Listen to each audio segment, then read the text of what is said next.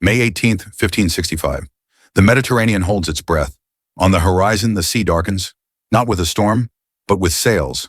200 Ottoman ships rise from the mist. War galleys, troop carriers, floating fortresses. 40,000 soldiers cross the water. Veterans of sieges, men who have broken cities and erased kingdoms. They land on Malta expecting a sentence, not a struggle. A swift execution, an island erased in days. Waiting for them is one man, 70 years old, outnumbered 5-1.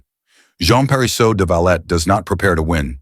He prepares to make the invasion impossible. Malta is insignificant, barely a scratch on the map of the Mediterranean. No vast armies, no overflowing cities, no legendary wealth. It does not look like a place where history should pause. And yet, it does. Because in the 16th century, Malta is not just an island. It is a lock set into the center of the Mediterranean Sea. Every major sea route passes near it. Every fleet moving between east and west must feel its presence. Between North Africa and Europe, between the Ottoman heartlands and Christian shores, whoever controls Malta controls movement, controls supply lines, controls the rhythm of war at sea. For decades, this island has been a thorn, a base for raids, a sanctuary for the Knights of St. John, a constant challenge to Ottoman dominance. Not because it is powerful, but because it refuses to move aside. By 1565, the Ottoman Empire has had enough. This is not a punitive expedition, not a warning. It is a decision. Malta will be broken. The lock will be smashed. The gate to Europe will be forced open. Once Malta falls, Sicily lies exposed. Then Italy. Then the Western Mediterranean itself. The Ottomans do not come to negotiate. They come to erase. And standing between an empire and its ambition is stone, walls, and one commander who understands something the invaders do not. Malta does not need to defeat the Ottoman Empire. It only needs to survive it, because empires can afford victories. They cannot afford delays. And Jean de Valette is about to turn a small, forgotten island into the most expensive mistake the Ottoman Empire will ever make. By the mid-1500s, the war is already decided, or so the world believes. This is the age of the Ottoman Empire at its absolute peak. Cities do not resist. They disappear. Kingdoms do not fight in open fields. They retreat behind walls and wait to be broken. Ottoman fleets dominate the Mediterranean like moving fortresses. Where their sails appear, trade collapses. Where their cannons land, history ends. Their soldiers are not recruits. They are survivors. Men hardened by decades of conquest. Men trained to advance while others hesitate. At the center of this machine stand the Janissaries, disciplined, relentless, engineered for siege warfare. Their artillery is unmatched. Cannons designed not to intimidate, but to erase stone. Walls that stood for centuries fall in weeks, sometimes days. Their confidence is not arrogance, it is evidence. They crushed Constantinople, the city that once called itself eternal. They humbled Hungary. They pushed deep into Europe, step by bloody step. Every campaign reinforces the same lesson. Resistance is temporary. Submission is inevitable. By 1565, the Ottoman war machine no longer asks if it will win. It only calculates how long victory will take. And Malta? Malta is supposed to be easy. A minor operation, a final sweep of the central Mediterranean. Not a campaign, a formality. On May 18th, 1565, the sea vanishes. Not beneath fog, but beneath sails. More than 200 Ottoman ships flood the horizon. Galleys, transports, command vessels. An armada built to end resistance in one decisive blow. 35 to 40,000 men cross the water. Not settlers, not diplomats. Janissaries, engineers, artillery crews dragging cannons capable of pulverizing fortresses. This is not an army arriving to negotiate. It is a system arriving to function. Their commanders expect surrender before the first cannon fires. That is how most sieges end. A show of force, a display of inevitability. They expect the gates to open. They expect white flags. They expect fear. What they see instead is silence, then movement. Flags rise on the walls. Gates close. Chains lock. The fortresses of Malta do not prepare to negotiate. They do not even prepare to win. They prepare to endure. Stone is reinforced. Angles are calculated. Every wall becomes a weapon. This is not the response of a city expecting rescue. It is the response of a commander who understands time better than numbers. The Ottoman army has arrived to execute an island, but the island has already decided something else. This will not be a quick conquest. This will not be a clean victory. This will be a siege designed to consume everything an empire takes for granted. Momentum, certainty, confidence. As the first Ottoman cannon is positioned, Malta does not flinch. And for the first time in decades, the Ottoman war machine faces something unfamiliar. Not strength, not numbers, but resistance engineered to last longer than it can afford. The invasion has begun, and nothing is going according to plan. At 70 years old, most men prepare to be remembered. Jean Perisseau de Valette prepares to be tested. His body is old, scarred by decades of war, weakened by captivity, wounds, and loss. But his mind is sharp. He has fought the Ottomans before. He has lived among them as a prisoner. He knows their discipline, their rhythm, their certainty, and he understands one brutal truth. Malta cannot defeat the Ottomans in open battle, not with 9,000 men, not against an empire built for conquest. So de Valette does not plan a victory. He plans survival. Not survival of men, but survival of time. He chooses a different kind of war, not a war of numbers, not a war of bravery, a war of attrition, a war where every day costs the enemy more than it costs him, a war designed to drain an empire that believes itself unstoppable. De Valette looks at Malta's fortresses and sees something else entirely. Not walls, but levers. And he is about to pull the first one. The Ottomans strike Fort St. Elmo first. It makes sense. St. Elmo guards the entrance to the Grand Harbor. It is Malta's outer shield. If it falls, the rest of the island becomes exposed. The Ottoman commanders expect a quick collapse. Instead, they are invited into a trap. Jean de Valette does not rush to save the fort. He does not waste his strength. He lets them take it. But not quickly, not cheaply.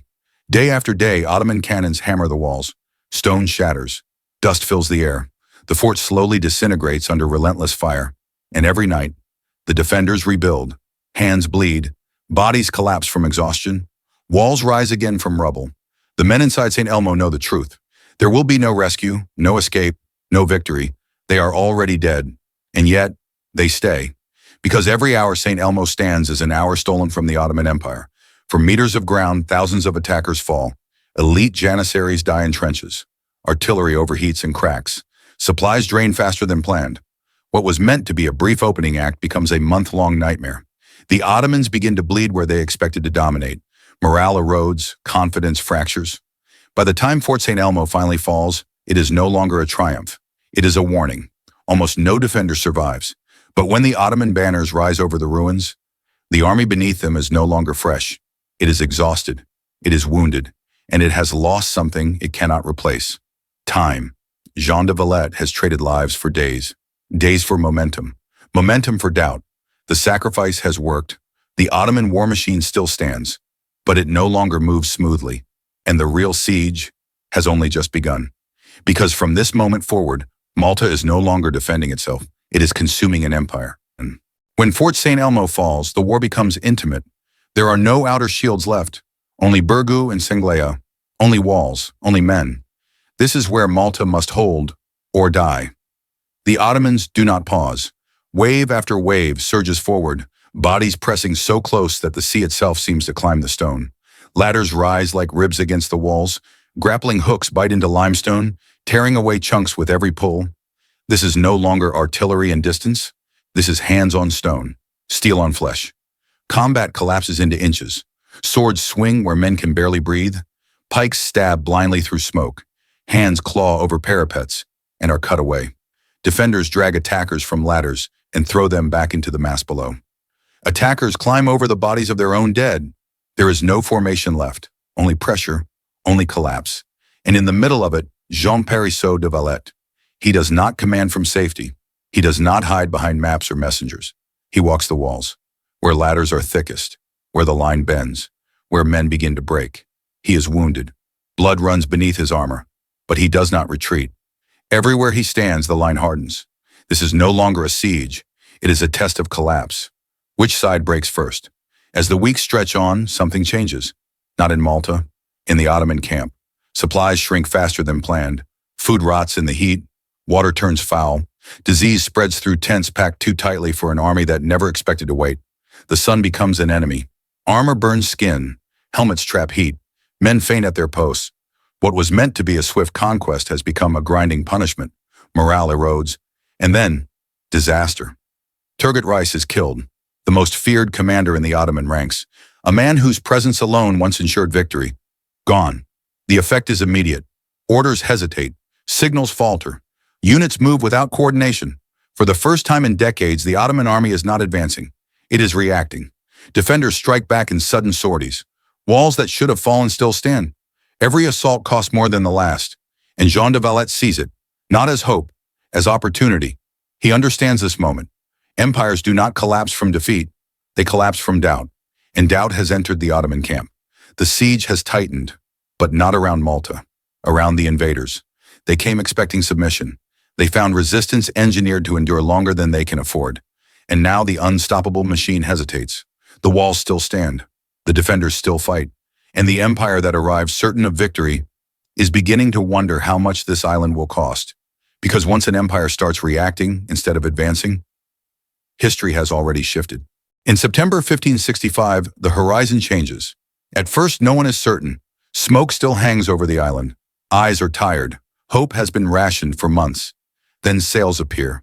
Small, distant. Relief from Sicily. Not an armada, not a conquering force, but enough. Enough to force a question the Ottoman commanders have avoided for 4 months. Should this siege continue? 4 months of fighting. Over 20,000 Ottoman dead. An island that was supposed to fall in days. Still standing. The Ottomans hesitate. For an empire built on momentum, hesitation is lethal. Their camps are exhausted. Supplies are thin. Disease and heat have done what cannon fire could not. And Malta still refuses to break. The walls are scarred. The defenders are wounded. But the line holds. The relief force does not attack. It does not need to. Its presence alone changes the equation. This war is no longer cheap. No longer clean. No longer certain. The Ottoman commanders weigh the cost. And for the first time since landing on Malta, they choose withdrawal. The Great Armada turns away. Sails that once promised conquest now carry defeat back across the sea. The invasion ends. Malta still stands. Victory does not look glorious. Malta is ruined. Walls are shattered down to their foundations. Homes are burned or crushed beneath rubble. Thousands lie buried in shallow graves. There are no untouched streets, no untouched families. This island has paid in full, but Europe is still intact. For the first time in decades, Ottoman expansion has been stopped. Not delayed, not redirected. Stopped. Not by a massive coalition, not by overwhelming force, but by discipline, by planning, by refusing to collapse when collapse seemed inevitable. Malta proves something the world had begun to forget. Empires do not advance forever. They advance until someone makes expansion too expensive. The Great Siege of Malta does not echo because of how many men fought here. It echoes because of what did not happen afterward. Sicily was not invaded. Italy was not breached. The Western Mediterranean did not fall. A small island absorbed the weight of an empire and held. After the siege, Jean de Valette gives his final order. A new city will rise, not as a symbol, not as a celebration, as a warning.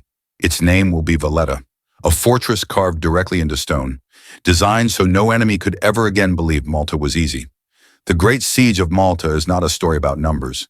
It is a story about designing a battlefield your enemy cannot afford. 40,000 came to conquer. 9,000 decided to endure. And because they did, history turned.